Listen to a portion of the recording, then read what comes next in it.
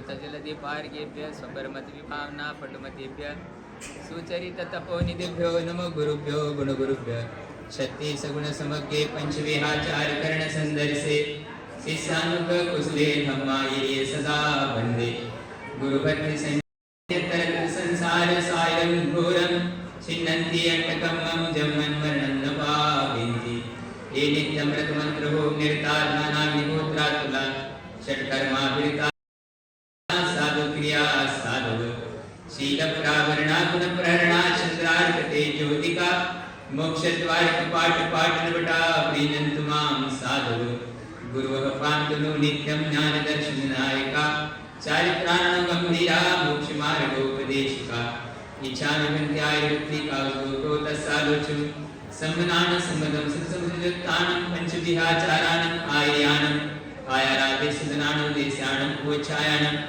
तिरुगुणपाददानं सवसावं निश्चिकालं पंचेमे पूजेमे वन्दामि नमस्सामि दुःखको कमको भोगिलाभो सुवैगमनं समानमरणं दिनं सम्पत्तिभो मज्जम् नमस्ते वर्धमानाय निर्धूतकल्यात्मने सालोकानां त्रिलोकानां यद्विद्यादर्पणायते अहिंसा परमो धर्म।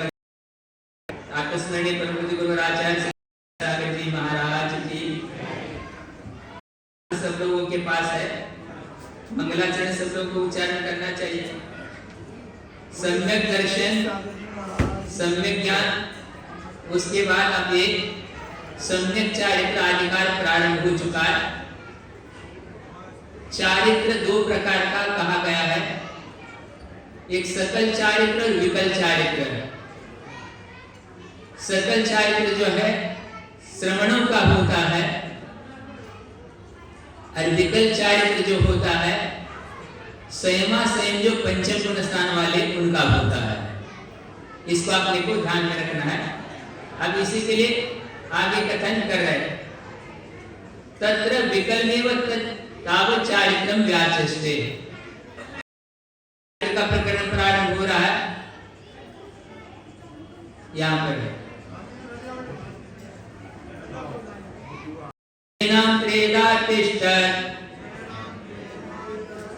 तनुगुण शिक्षा व्रतात्मकं चरणं पंचत्रिचतुर्वेदं त्रयं यथा संख्यमाख्यातम्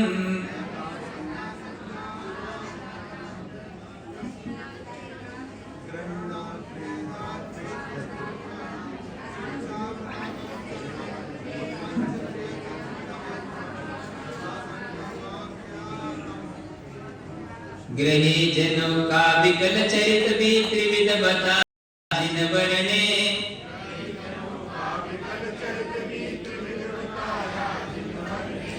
अनुव्रत गुणव्रत शिक्षा व्रतयो नाम पुकारा गणधरणे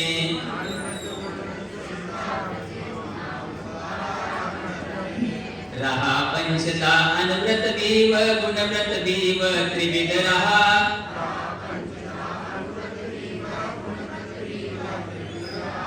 शिक्षा व्रतय रहा चतुर्विध रुचि से पालो सुबुध आहा।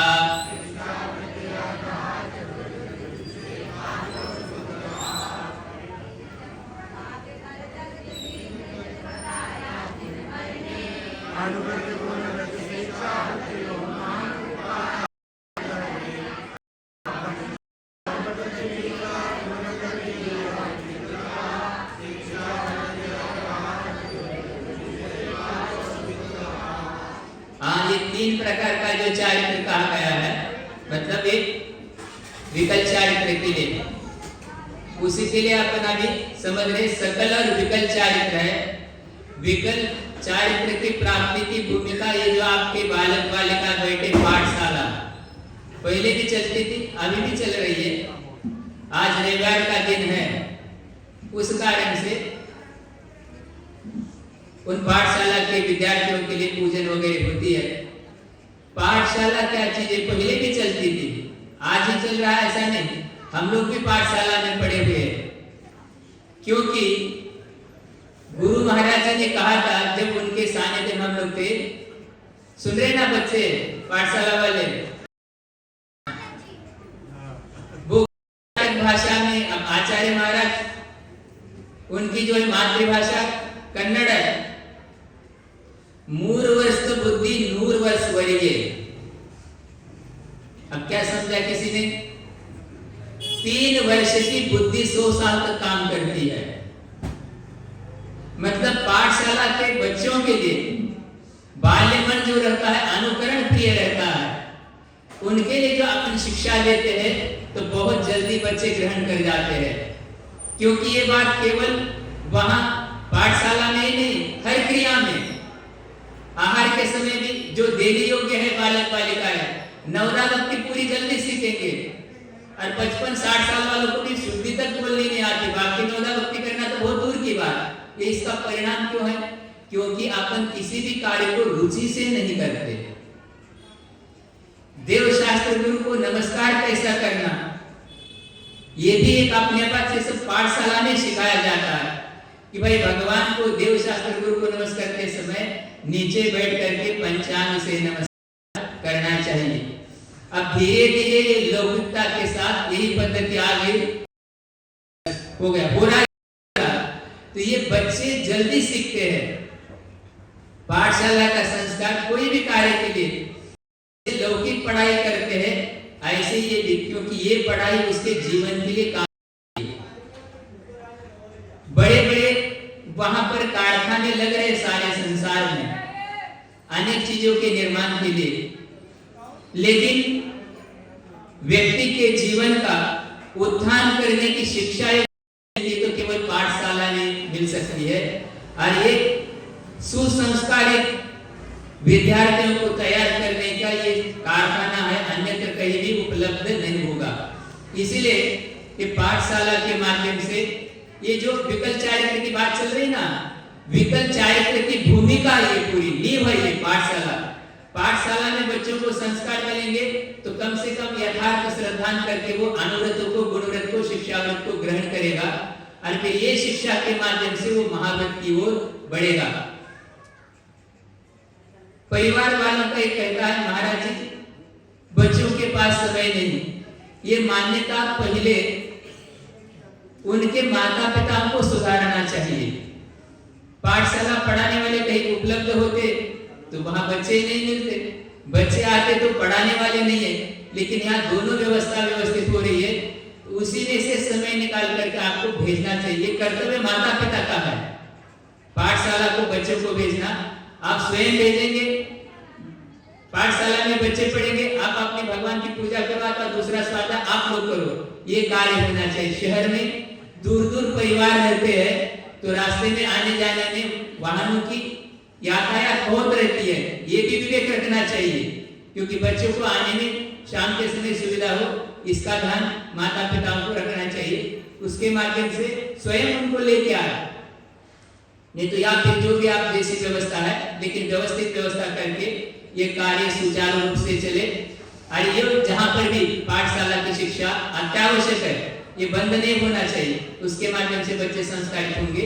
इस प्रकार से अब आगे बढ़ते अपन ग्रेना ग्रस्तों का चरणम चरणम चारित्र अनुगुण शिक्षा व्रतात्मकम। अनुव्रत, गुणव्रत और शिक्षाव्रत त्रेधा 3 प्रकार का तिष्ठति होता है। तत् वह त्रयम, तीनों प्रकार का चारित्र यथा संख्या क्रम से पंचत्री चतुर्वेदम, 5, 3 और 4 वेद रूप आख्यातम कहा गया है। सुन रहे ना आप लोग, ध्यान इधर पर हो गया। किसी भी कार्य को करने के पहले अपनी मान्यता पहले व्यवस्थित होना चाहिए। आज अपन केवल सुनी सुनाई बातें सुनकर के ही धर्म के भी कार्य कर रहे हैं। स्वाध्याय की रुचि से चाहते तो अपन है भविष्य में कि हमारे समाज में अच्छे प्रकार के संस्कार है, चाहना भी चाहिए, लेकिन चाहने मात्र से सब कुछ नहीं होता, उसके लिए पुरुषार्थ भी आवश्यक है। और पुरुषार्थ के लिए ये बात यहाँ कही गई है, लेकिन इसमें रुचि कितने लोगों की है? जब से यहाँ पर आए हम लोग देख, कल शाम को कितने लोग थे? 4 बजे यहाँ जगह नहीं थी, और आज 4 श्रावक बैठे और 40 श्राविका है। मतलब रुचि हमको ये बताती है कि हमें इस अपने आत्म कल्याण के विषय में रुचि जितनी होना चाहिए। दान पूजा करे वो अच्छा है आपका श्रावक का कर्तव्य, लेकिन दान पूजा में समीचीनता भी तभी आएगी सम्यक सुख ज्ञान के माध्यम से। इसके अलावा अन्यथा वो यथार्थ जिन शासन की प्रभावना का कारण नहीं बन पाएगा। हमको ये भी पुरुषार्थ होना चाहिए, और वो पुरुषार्थ करने की उसकी पद्धति है। आप जो संलेखना के कगार पे खड़े हुआ आकर के यदि बैठेंगे तो क्या सीखेंगे?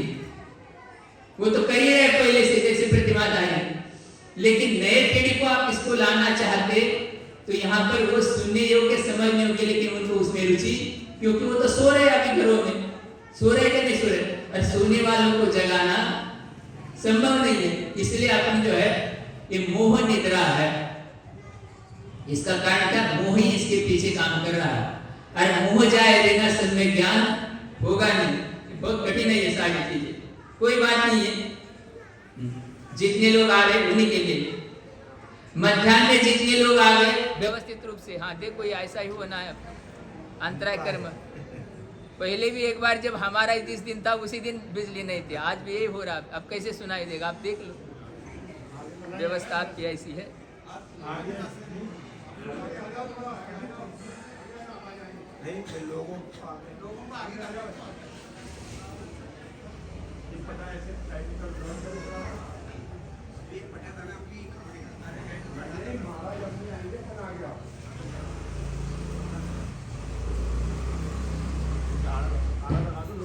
आप लोग ऐसे आ जाओ, उसका पीछे जा रहा बैठे सबको यहाँ आकर के बैठो, सुनाई देगा। अभी आप लोग जो है ना ऐशोराम वाली पद्धति चालू हो गई आप लोगों की। ऐशोराम से कैसे सुनाई देगा? मैं इसलिए तो कह रहा हूँ कि इधर आ जाओ, इधर। चलो ठीक है।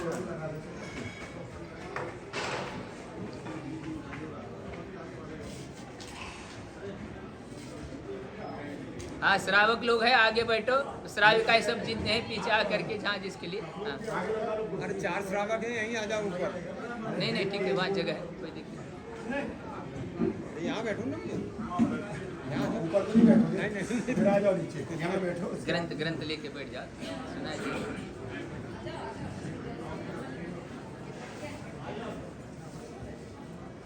हाँ चलो, यहाँ पर अभी बता रहे हैं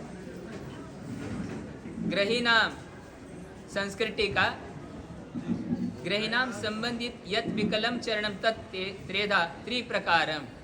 गृहस्थों के लिए जो विकल है, विकल और सकल का अर्थ क्या है? सकल का अर्थ परिपूर्ण जो चारित्र का पालन करते हैं उसका नाम है सकल चारित्र। और सकल चारित्र को प्राप्त करने के लिए अभी अभ्यास रूप में जो कर रहे हैं वो विकल है, वो क्रम से आगे बढ़ेंगे। इसलिए त्रिप्रकारम तिष्ठति होता है, भवति किम विशिष्टम, क्या विशेषता वाला है? सत अनुगुण शिक्षा व्रतात्मकम।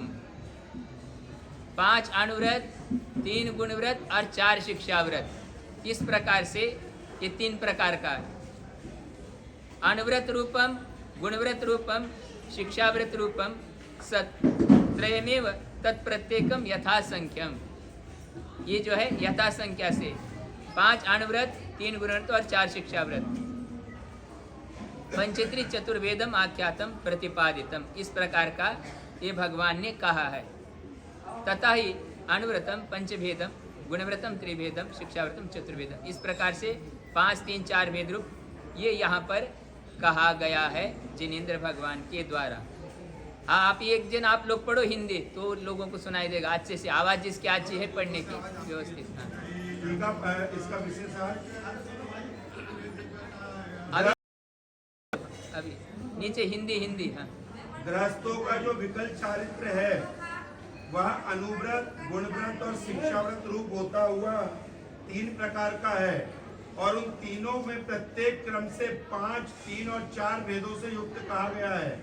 अर्थात अनुव्रत 5 प्रकार के, गुणव्रत 3 प्रकार के और शिक्षाव्रत 4 प्रकार के हैं, जिनके आप भेद बता रहे।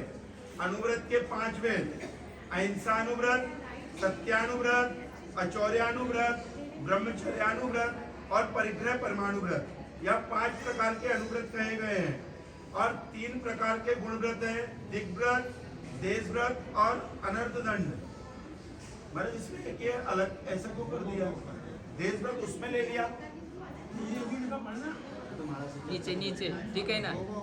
और फिर इसके अलावा शिक्षाव्रत 4 प्रकार के: देशावकाशिक, सामायिक, प्रोसोतोपास और वैयाव्रत। इस 12 प्रकार के विकल्प चारित्र में 5 अनुव्रतों को व्रत और शेष 7 को शील कहते हैं। हाँ, ये यहाँ पर जो रत्नकर्ण श्रावकाचार्य में जो दिया है उसी क्रम से आपने को समझना है। पहले ही कहा गया है सकल और विकल चारित्र, इसमें ध्यान से आपको समझना है। आज वर्तमान में वर्धमान स्वामी को, शासन को मानते हुए भी मान्यता अपन अपने मन से बना रहे, इससे अपना कल्याण नहीं होगा। सर्वप्रथम इस बात को कायम अपने मन में ध्यान रखना है। भव्य भले ही सभी है, लेकिन भव्य होते हुए भी अपने मन से जैसा चाहे श्रद्धान करने का नाम संसार मार्ग है।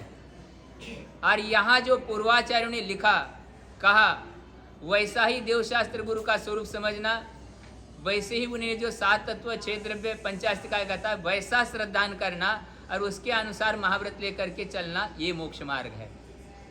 अब महाव्रत नहीं ले पा रहे, कोई बात नहीं है, लेकिन भगवान ने कहा कि ये महाव्रत ही मोक्ष मार्ग है, मोक्ष पुरुषार्थ है। विश्वास करोगे जब भी श्रद्धान भी समीचीन होगा। अविरत अवस्था में ही चारित्र होते तो फिर इसका अविरत सम्यक दृष्टि नाम क्यों रखा आगम में? अविरत शब्द ही हमको स्पष्ट कह रहा है कि ये 5 पापों से एक देश भी विरक्त नहीं है, और एक देश जो विरक्त है इसका नाम विकल चारित्र है।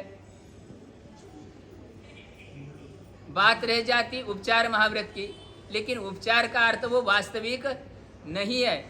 उसके लिए भी आचार्य वीरनंदी महाराज जी ने आचार सार में कहा, ये इनके वास्तविक परमार्थ से अनुव्रत ही है। अनुव्रत में महाव्रत का उपचार किया है, लेकिन उनका संयमा संयम ही गुणस्थान कहलाता है। इसलिए इस चर्चा को भी अपने को श्रद्धा से आगम से व्यवस्थित करना चाहिए। अपन जो चाहे जैसे मन से कह रहे, वक्ता आज आ गए, कल दूसरे वक्ता फिर बदलेंगे आपके यहाँ, लेकिन आपको तो आचार्य संबंध भद्र कुंद पूज्यपात इनका, उमा स्वामी इनका अनुकरण करना है। नहीं तो जिस किसी के भी अनुसरण से करे से तो आप कब पहुँचेंगे, ये आप ही जिम्मेदार है। इसके लिए संबंध भद्र महाराज जिम्मेदार नहीं है, ये भी आपको ध्यान रखना है। क्योंकि विश्वास ही अपना जब व्यवस्थित नहीं है तो अपन चल तो रहे, लेकिन पहुँचेंगे कहाँ, ये अभी खबर नहीं हो पा रही। इसलिए अपने को व्यवस्थित रखना है। और पहले भी हमने कहा, हर बार हम ये चीज़ कहते, धर्म कार्य की जब भी बात आएगी तो आपको केवल लक्षण से, आगम से चर्चा करना है। किसी नाम से, परंपरा से, व्यक्ति विशेष से आप चर्चा करोगे तो ये चर्चा उचित नहीं मानी जाएगी। उसमें राग द्वेष ही बढ़ेगा। राग द्वेष बढ़ने से क्या बढ़ेगा? संसार। इसलिए इसको व्यवस्थित।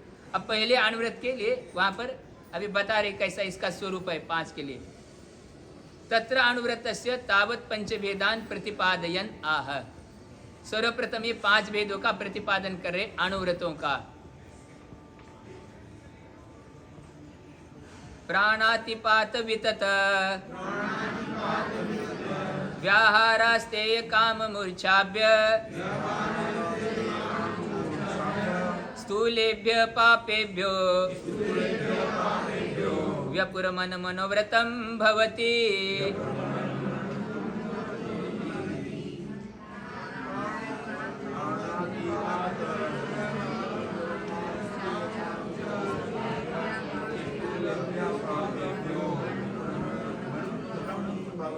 सुनाई दे रहा है ना कि नहीं दे रहा है सबको? हाँ, पढ़ो। इसलिए पहले भी हमने बोला था, जब तुलसी नगर से इधर आए थे, जब भी उस दिन यही था, अपन इसलिए प्रकृति के साथ चलो। अपन ये सारे आधुनिक संसाधन के साथ चल रहे, और उसके साथ ये मोक्ष मार्ग आधुनिक संसाधनों से कभी नहीं चला था, ना आगे भी चलेगा।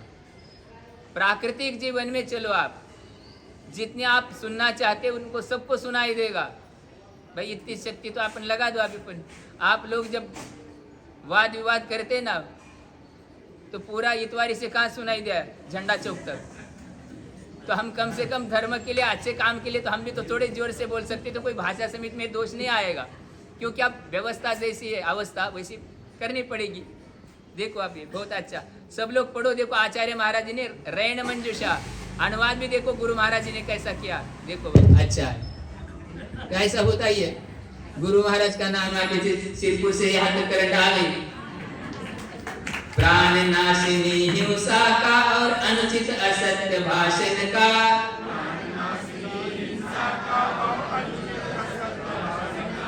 चोरी मैथुन सेवन का भी तथा संग के धारण का,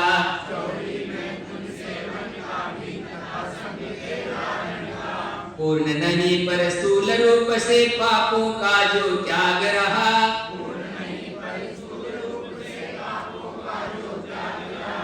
अनुव्रत माना जाता है वह सुख का ही अनुभाग रहा।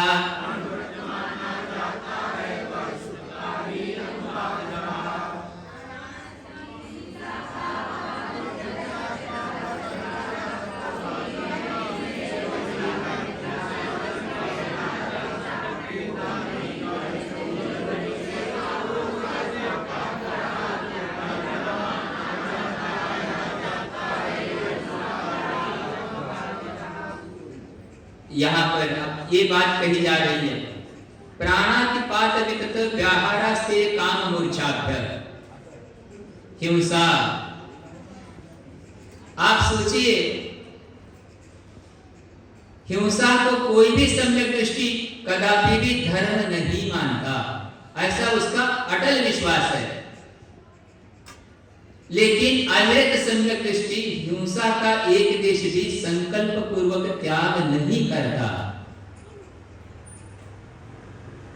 हिंसा में धर्म नहीं मानता, उसका विश्वास यथार्थ है, श्रद्धा समीचीन है, लेकिन उसको अमल करने के लिए अभी उसके पास अप्रत्याख्यान कषाय का अनुदय नहीं है, इसलिए वो संकल्प नहीं करता। और संकल्प का नाम व्रत है, और संकल्प अपने मन से नहीं, गुरु के सामने मन वचन काय से यह है। इसीलिए और अनंतानुबंधी कषाय जाने से कुछ सम्यक चारित्र आया, ये मान्यता पूरे दिगंबर परंपरा में कहीं भी उपलब्ध नहीं है। उसका नाम ही अविरत सम्यक दृष्टि। क्या शब्द है उसमें? दो शब्द है, अविरत और सम्यक दृष्टि। अविरत शब्द के माध्यम से हमको सम्यक ज्ञान के माध्यम से ये निर्णय हो रहा है वो वीरता विरत और विरत भी नहीं है। वीरता विरत का नाम ही विकल चारित्र, जिसका दूसरा ही नामकरण है संयमा संयम। और सम्यक दृष्टि शब्द से हमको ये लाभ हो रहा है, वो प्रथम गुण स्थानवर्ती मिथ्या दृष्टि भी नहीं है, सासागन सम्यक दृष्टि द्वितीय गुण स्थानवर्ती भी नहीं है, और सम्यक का दृष्टि तृतीय गुण स्थानवर्ती भी नहीं है, चौथे गुण स्थान में ही है। इसलिए वो किसी भी प्रकार का उसके पास देश शायद भी उपलब्ध। ये निर्णय है ये आगम का, और ये निर्णय करने की योग्यता जब तक अपने आत्मा में नहीं आएगी तब तक हमारे लिए श्रद्धा मजबूत दृढ़ नहीं होगा। उसी बात को बताया, हिंसा, झूठ, चोरी, कुशील और परिग्रह इन स्थूल पापेभ्य पापों से विपरमणन विरत होना। विरत होना इसके नाम अनुव्रतम अनुव्रत भवति होता है। पूर्व में भी कहा था हमने, यहाँ पर रत्नकर्ण श्रावकाचार्य का स्वाध्याय चल रहा है, तो कम से कम अपन अनुव्रत आदि ग्रहण करें तो कितने लोगों के भाव बन रहे हैं, सोचो अपन। बहुत दुर्लभ है ये, बहुत दुर्लभ है। आप नहीं है, लेकिन इसको अपने जीवन में उतारना कितना दुर्लभ है क्या नहीं? बहुत दुर्लभ है। मध्याह्न के स्वाध्याय में जो लोग आते उसमें से कुछ लोगों का भाव बन रहा है, महाराज हम अनुव्रत लेने के भाव कर रहे, सोच रहे, विचार कर रहे। इतना ही करो कम से कम, प्रतिमा तो अभी बहुत दूर है। ये प्रतिमा ले लिया आपने, बहुत अच्छा किया, वो भी आपका धर्म है, इसमें कोई बाधा नहीं, लेकिन ये प्रतिमा बहुत कठिन है, क्योंकि ये साधकतम करण है। संसार से मोक्ष जाने का ये साधकतम करण है। और दान आदि के माध्यम से जो पुण्य है वो परंपरा से कारण बन सकता है, यदि सम्यक दर्शन है तो। इसलिए साधकतम कारण का ये नियम से रत्नत्रय मोक्ष का कारण है। हाँ, विकल्प जब तक है, जब तक मोक्ष नहीं होगा, लेकिन परिपूर्ण जब होगा तो संसार दुख से छुटकारा ये समझ महाराज जो कह रहे हैं इनके वचनों से होगा, अन्यत्र इसका कोई उपाय संसार में उपलब्ध नहीं है। अनुव्रतम विकल व्रतम, ये विकल है, सुन रहे ना, बार बार जो है भ्रमित हो रहे आप लोग, कौन? श्रोता। इसलिए श्रोता के लक्षण भी शायद पता ही होंगे पहले हमने। ये श्रोता को लक्षण सावधानी से बार बार उसको समझना है, उसका पढ़ो समझो। क्या उपचार कहने से फिर आप भटक जाते हैं, उनका विकल ही है, ये ध्यान रखना। संयमा से गुणस्थान पंचम है, उपचार करने के बाद भी विकल ही कहलाएगा, सकल कभी भी नहीं हो सकता, क्योंकि पहले कहा गया था वस्त्र सहित मोक्ष पुरुषार्थ यदि आप मानोगे और श्रद्धान करोगे तो वस्त्र सहित मुक्ति मानने वालों के पक्ष में ही आप लोग है, ये ध्यान से रखना। नहीं तो फिर आपका श्रद्धा नहीं, क्योंकि श्रद्धा नहीं पहले जब तक आपकी दृढ़ता नहीं है तब तक आगे क्या बढ़ोगे? विकल व्रतम किम तत् विपरमणम व्यावर्तनम यत्तेभ्य, इनसे विरक्त होना, दूर होना, किनसे? इतिहास कथन करे आचार्य प्रभाचंद्र जी महाराज टीका के माध्यम से।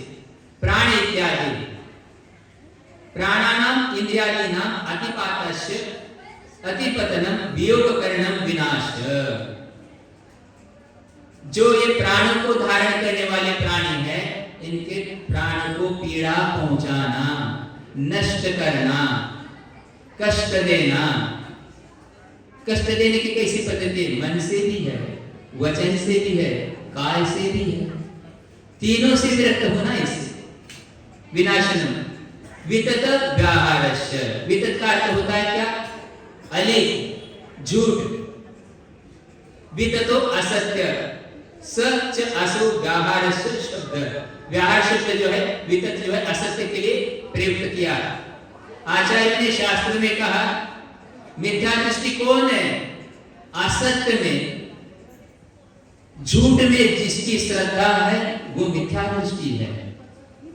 नहीं कर पा रहा कोई बात नहीं है, लेकिन श्रद्धान तो सही करो कम से कम। नहीं, हमको ऐसा करना चाहिए, हम नहीं कर पा रहे, लेकिन अपन श्रद्धा भी नहीं कर पा रहे और असत्य में ही यदि रुचि रख रहे तो श्रद्धा भी अपनी समीचीन नहीं कहलाएगी। व्यारतेयम च चौर्यम, चोरी, कामस्य मैथुनम, मूर्छा च परिग्रह, मूर्छा च मूर्छते, लोभावेशात् परिग्रह्यते इति मूर्छा इति उत्पत्ति। ये मूर्छा की उत्पत्ति, परिग्रह क्या है? मूर्छा। महाराज हमारे कोई ममत्व नहीं है, पर भाई बंधु से नाम से कर दो ना। महाराज वो आप क्या करें, वो नहीं हो रहा। नागपुर छोड़ करके भी चले गए, मान लो वहां दे दो ना, इधर आयतन के लिए, निर्माण के लिए दे दो, नहीं वो भी नहीं बनेगा। महाराज कभी आना पड़ेगा तो क्या पता, कि पता नहीं लगा रहे अभी तो, लेकिन देने का भाव बहुत दुर्लभ है। तेभ्य कथम होते थे स्थूलेभ्य, स्थूल रूप से अनुव्रतधारिणों की सर्वसावध्य व्यक्ति असंभवात। अनुव्रति के लिए सर्वसावध्य का पापों का त्याग करना असंभव है। और वस्त्र रूप जब तक परिग्रह है, जब तक 11 आवृत्ति विद्यमान है, ऐसा दिगंबर परंपरा के आचार्यों का उपदेश है। संकल्प हिंसा का ही बस त्याग है। ग्रह त्याग होते हुए भी वो हिंसा करने का भाव नहीं है, विषयों से विरक्त, ये बात निश्चित है। लेकिन सिद्धांत के दृष्टि से उनका विकल ही चारित्र, ऐसा वर्धमान स्वामी के शासन में कहा गया है। शासन वर्धमान स्वामी का है, अपने तरफ से कोई अपन शासन खड़ा करना चाहेंगे वो मान्य नहीं होगा, और जो लोग जानते नहीं वो मान्य कर लेंगे। लेकिन समझदार कभी इस चीज को स्वीकार और धर्म कभी थोपने की चीज नहीं है। स्थूल क्रियम हिंसा विपरमणम भवति, स्थूल रूप से विरक्त होना। महाराज हम करते नहीं तो संकल्प करो, लेकिन महाराज संकल्प की बात तो वही है, संकल्प क्यों नहीं कर रहे महाराज? हम वैसे ही रात में नहीं खाते, कभी एक आध बार, कभी एक आध बार कहीं तो क्या करना है, रोज तो वैसे ही नहीं खाते आप, एक आध बार कहीं तो करना है। तो ये सब कहने की बात है, इसलिए अपन अपने अंतरंग से पूछो कि आपन बोल क्या रहे हैं। महाराज बाहर जाना पड़ता है, तो बाहर जाने का रात्रि भोजन का संबंध ही क्या है? ये उत्तर ही अनुचित है। बाहर जाने के बाद कोई साधु साधु आपको भोजन करने के लिए मना कर रहे हैं क्या? सूर्यास्त के पहले करना, ये बात कही जा रही है, तो कहते बाहर जाने का ये इसका संबंध ही क्या है? ये उत्तर ही अपन अनुचित दे रहे, अपन अपने लिए ही घुमा रहे। तो कहाँ घूमोगे? संसार में घूमना घूमो भाई। आचार्य महाराज कह रहे, अभी हमने कह रहे, हम तो उनके माध्यम से, हम तो प्रतिनिधि है उनके भाई। सही त्रस पानाति पाता निवृत्तो न स्थावर प्राणाति अतिपात। त्रस जीवों के प्राणों से भी उसकी जो विरक्त होता है, संकल्प पूर्वक त्रस जीवों का विघात नहीं करेगा। इस प्रकार से स्थावर जीवों का त्याग गृहस्थ के लिए संभव नहीं है, क्योंकि आरंभी उद्योग इसलिए विषाद तथा पापादि भया पर पीड़ादि कारणिति मतवा स्थूला असत्य वचना निवृत्तो न तद विपरीता। पाप आदि के भय से, पर पीड़ा आदि के कारण को जान करके स्थूल असत्य से जो निवृत्त होता है वही सत्यानुव्रत कहलाता है। तथा अन्य पीड़ा करा राजादि भयादिना परेन परित्यक्तात् अपि तदत्तार्थ स्थूला निवृत्त न तद विपरीता। पर पीड़ा का कारण होने से, राजा आदि के भय से, प्रशासन आदि के कारण से, दूसरे का जो है बिना दिया हुआ नहीं लेना, स्वीकार करना, इस प्रकार से स्थूल निवृत्ति जो है वही आचौर्य अनुव्रत कहलाता है। तथा उपाताया अनुपातायाश पर्यांगनाया पाप भयादिना निवृत्त न अन्यथा इति स्थूल अब्रह्म निवृत्ति। इस प्रकार से जो स्त्री धर्म के अनुकूल स्वीकृत की है, पूर्ण रूप से वो इससे विरक्त नहीं हो रहा है, तो विवाहिता स्त्री के अलावा अन्य सभी स्त्रियों से किसी प्रकार से इस प्रकार का वासना का त्याग करना, ये जो है अनुव्रत कहलाता है। इसी का नाम है स्वदार संतोष व्रत। स्वदार संतोष व्रत इसके लिए कहा जाता है। इसलिए स्त्री को भी अपने पुरुष के अलावा जो पति है, जो स्वीकृत किया, उसके अलावा अन्य से विरक्त होने का नाम ये ब्रह्मचर्य अनुव्रत कहलाता है। तथा धन धान्य क्षेत्रादि इच्छावसा कृत परिच्छेदा इति स्थूल रूपात परिग्रह निवृत्ति। इच्छा परिमाण जितना अपने परिवार के लिए आवश्यक है वो भी न्याय से आयोजन किया हुआ अपने लिए, बाकी से निवृत्त होना इसी प्रकार से परिग्रह परिमाण व्रत कहलाता है। परिग्रह त्याग महाव्रतियों के लिए। इसलिए कथम भूतेभ्य प्राणादिपात प्रातादिभ्य पापेभ्य पापास्त्र द्वारेण कातना। ये 5 पाप की पनाले है, हिंसा, असत्य, चोरी, कुशीला, परिग्रह, इससे विरक्त होना। कुछ लोगों की ये मान्यता है चारित्र बाहर होता ही कहाँ है, वो तो अपने आत्मा में स्थिर होने का नाम चारित्र है। इसको आचार्य समन्वद्र महाराज जी ने पहले ही सावधान किया है। क्यों? सम्यक ज्ञानियों का ये चारित्र है। मोह रूपी अंधकार दूर होने पर ये जो संकल्प पूर्वक 5 पापों से विरक्त होता है उसका नाम सम्यक ज्ञानियों का चारित्र है, मिथ्या दृष्टियों का नहीं। इसलिए बाहर पापों का त्याग किए बिना आत्मा में हमारे सम्यक चारित्र होता है, ये मान्यता दिगंबर परंपरा में स्वीकृत नहीं है। आगे अनुव्रतों के 5 भेदों का वर्णन करते हुए कहते हैं, इंद्रियादि प्राणों का वियोग करना प्राणातिपात है, असत्य वचन बोलना वितत व्यवहार है। वितत का अर्थ क्या? झूठ। स्वामी की आज्ञा के बिना किसी वस्तु का ग्रहण करना श्रेय है। अनुमति के बिना कोई भी चीज नहीं लेना चाहिए। कभी कभी ये बात होती है, ऐसी देखने में आती है, जब साधु संघ के साथ युवक लोग विहार आदि करते हैं तो कहीं जाते समय किसी बगीचे में भी जाने का प्रसंग आता है। एक बार हमको याद आ रहा है, रामटेक से आचरण से जाके संतरे के बगीचे से भी विहार हो गया था। तो ये अपन इस बात को भूल जाते हैं, जब अपन देव शास्त्र गुरु के भक्त है तो उनके अनुसार ही अपने को भी श्रद्धान करना है और आचरण करना है। बिना मालिक के अनुमति के संतरा ले लिया, बिही ले लिया, ककड़ी उठा के खा ली, जनवरी में चने खा लिए उठा के, कभी भी हाँ किसान यदि अनुमति देता है तो फिर भी अपने अंदर इतना विवेक होना चाहिए कि भैया आप ये अपने हाथ से हमको जितना देना चाहते दे दो, नहीं तो उसने अनुमति दी तो बस खा दे रहे, जेब भी भर रहे। ये बात अपने जो है मूर्छा का प्रतीक है। और आज भी किसान उतना ही उदार है। कितनी भी कीमती वस्तु बाजार में आप जाओगे तो कितनी कीमत है, लेकिन उसके खेत में जाओगे तो कभी भी मोल नहीं करता।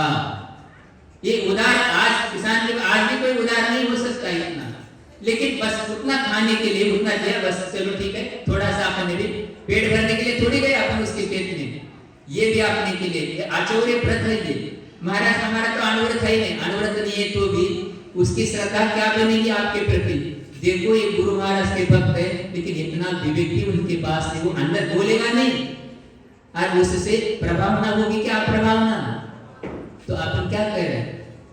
इसलिए सोचो ये प्रभावना नहीं कर पा रहे तो कम से कम अप्रभावना से बचते हैं, इतना भी तो आवेश सम्यक दृष्टि का कर्तव्य होता है, होना चाहिए।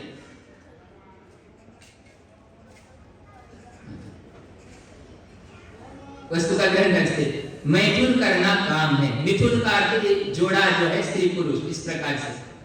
और लोग के आवेश से बाह्य पदार्थों का ग्रहण करना मूर्छा अथवा परिग्रह है। ये जकड़ता ये सब मूर्छा परिग्रह। ये 5 पाप स्थूल और सूक्ष्म की अपेक्षा 2 प्रकार के हैं। इनमें स्थूल पापों से विरत होना अनुव्रत कहलाता है।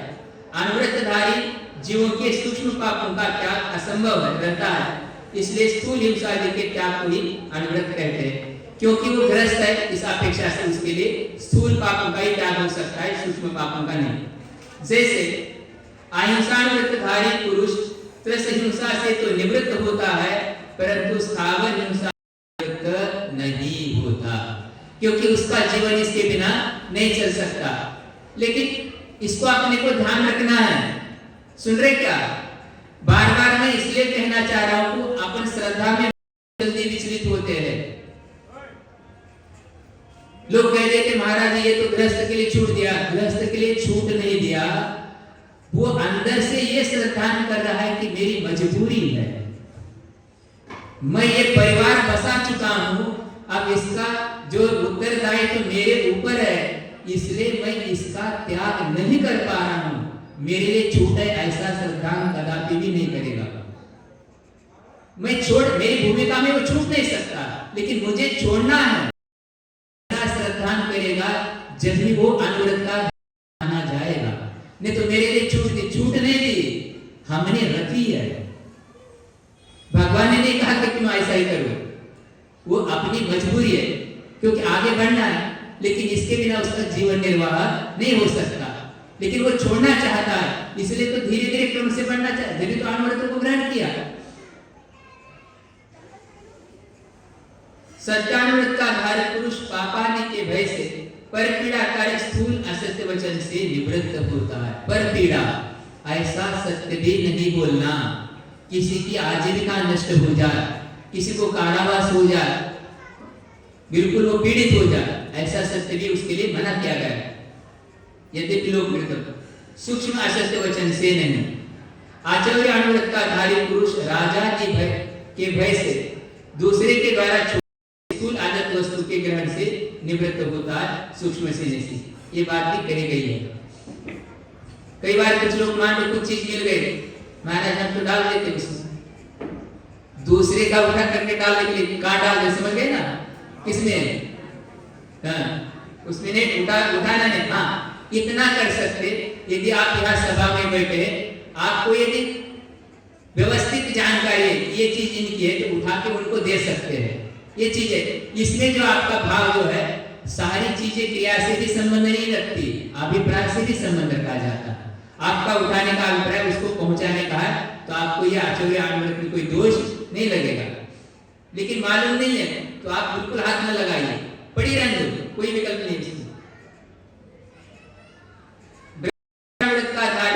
पुरुष पाप के भय से दूसरे की ग्रहित अथवा अग्रहित स्त्री से निवृत्त होता है, स्वस्त्री से नहीं। ग्रहित अग्रहित का अर्थ क्या? जो दूसरे के साथ विवाहित है उससे भी आपको जो है माता बहन पुत्री के समान संबंध रखना है। और जो विवाहित नहीं भी है, जो भी है, पर स्त्री से आपको जो है इस प्रकार का संबंध रखना है कि जो माता बहन पुत्री के समान, बाकी कुछ भी नहीं, विशेष दृष्टि से नहीं। इसी प्रकार परिग्रह परिमाण अनुरत का धारी पुरुष धन धान्य तथा खेत आदि परिग्रह का अपनी इच्छा अनुसार परिमाण करता है, इसलिए स्थूल परिग्रह से ही निवृत्त होता है, सूक्ष्म से नहीं। ये प्राणातिपात हिंसा आदि कार्य पाप है, क्योंकि पाप कर्मों के आश्रय द्वार है। सुन रहे ना, बार बार आचार्य महाराज टीका के भी, आचार्य प्रभाचंद्र महाराज टीका के माध्यम से कह रहे ये पाप के आश्रय के द्वार है। और इसलिए पाप के आश्रय को छोड़े बिना हमारे आत्मा में चारित्र होता है, हम आत्मा में स्थिर है, ये ऐसी मान्यता जो मनाना उचित नहीं अपने लिए। इनके निमित्त से जीव के सदा कर्मों का आश्रय होता रहता है। इसलिए 5 पाप का इसका आश्रय जो है अब स्थूल रूप से छूट गया तो उतना तो वो बच रहा है, आगे शक्ति अपना बढ़ा रहा है। विशेषार्थ विद्या समय में आपका हो रहा, क्योंकि पूरा समय तो आप लोगों ने इसमें निकाल दिया। जिनके संयोग से जीव जीवित और वियोग से मृत कहलाता है, उन्हें प्राण कहते हैं। इनके द्रव्य प्राण और भाव प्राण की अपेक्षा से 2 भेद है। स्पर्शनादि 5 इंद्रिया, 3 बल, आयु और श्वासोश्वास 10 द्रव्य प्राण कहलाते हैं।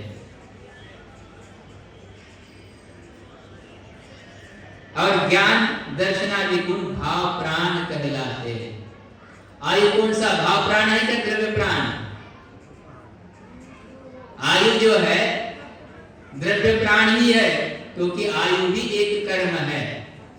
मूल हमारे चैतन्य प्राण है। इन प्राणों के अतिपात घात करने को प्राणातिपात कहते हैं। लेकिन जब तक हम शरीर को धारण किए हुए हैं, द्रव्य प्राणों को आघात पहुंचाने से निश्चय प्राण को भी आघात पहुंचता है। ये भगवान की वाणी। नहीं तो आप कहेंगे कि महाराज तो हमारा तो प्राण ज्ञान दर्शन है, ऐसा एकांत पकड़ोगे तो भी आप जो है एकांतवाद मिथ्यावाद में भी जाओगे। फिर अनुव्रत कैसे पालन करोगे? इसका प्रचलित नाम हिंसा है। जो वस्तु जैसी नहीं है उसे उस प्रकार कहना वितत व्याहार असत्य भाषण है। इसके सदपलाप मतलब सत्य का अपलाप करना,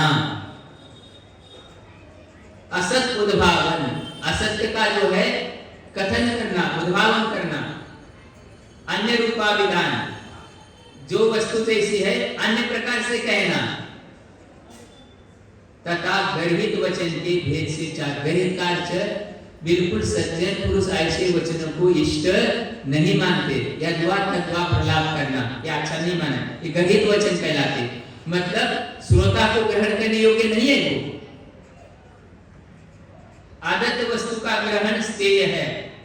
स्मरण, कीर्तन, क्रीड़ा, हास परिहास, प्रेक्षण, भूय भाषण, संकल्प, अध्यावसाय और क्रिया में प्रवृत्ति, मैथुन में प्रवृत्ति, इन 8 प्रकार के मैथुन में प्रवृत्ति होना काम या कुशील कहलाता है। सुन रहे क्या? अनुव्रत की परिभाषा, हंसी मजाक में ज्यादा करोगे, गीत संगीत में ज्यादा लगोगे, आपके ब्रह्मचर्य व्रत में बाधा आएगी। भोजन पान, रात्रि संचरण या आचरण में 18,000 सील के भेद बताए हैं। संगति, ये सारे उसमें बहुत बड़ा ये सील का परिवार है कि केवल हम अपनी स्त्री नहीं समझ रहे, इतना ही उसका नहीं, उसकी परिपुष्टि के लिए और भी चीजों से बचना चाहिए। तथा धन धान्यादि पदार्थों में ममता भाव परिणाम होना मूर्छा है। मम ये धन ये मेरा है, बस आ गई मूर्छा। इसे ही परिग्रह कहते हैं। लोक में ये पांचों कार्य पाप कहे जाते हैं। इनकी स्थूल और सूक्ष्म के भेद से 2 प्रकार की परिणति होती है। आम जनता में जो पाप स्वीकृत किया गया है और जिनके करने पर राजकीय तथा सामाजिक दंड प्राप्त होता है, उन्हें स्थूल पाप कहते हैं। इसीलिए चतुर्थ व्रत का पालन करने के लिए ये साथ में पढ़ाई आदि होना ये उसके लिए बाधक है क्या साधक है, ये निर्णय भी आपको करना चाहिए। इसलिए जो आप लोग ये उपक्रम कर रहे हैं वो बहुत अच्छा है। क्या ये प्रतिभा स्तरीय आदि बिल्कुल अच्छा है, क्योंकि ये शील व्रत जो है ये सबसे महत्वपूर्ण चीज है। इसलिए जो बाधक है इसमें अपने को बचना चाहिए। ऐसे स्थूल पापों से निवृत्त होना अनुव्रत कहलाता है।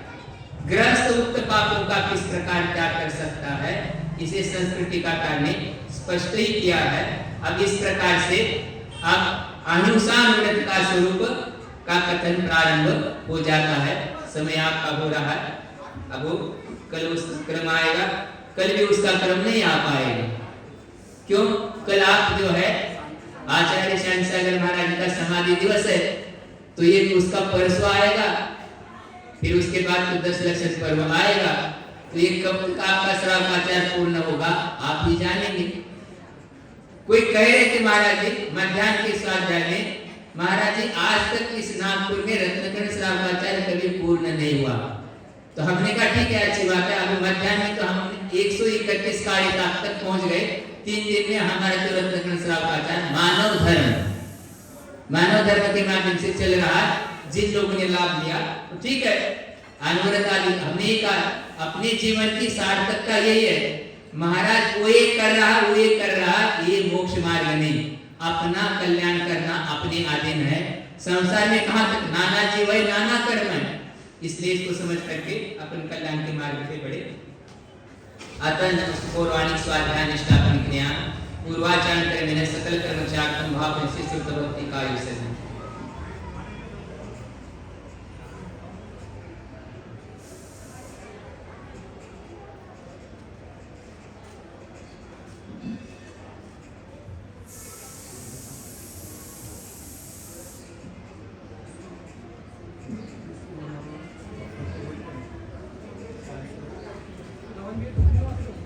कोटिशतं द्वादशैव कोटो लक्षाणि स्त्रीदिकानि चैव पञ्चाशदष्टौ च सहस्रसङ्ख्यं कृष्णं पञ्चपदं नमामि।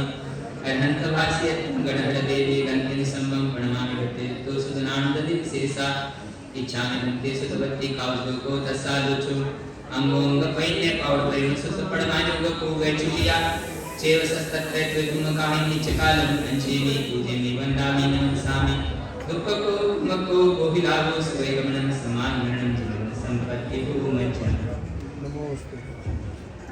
चलिए सभी लोग ध्यान देंगे।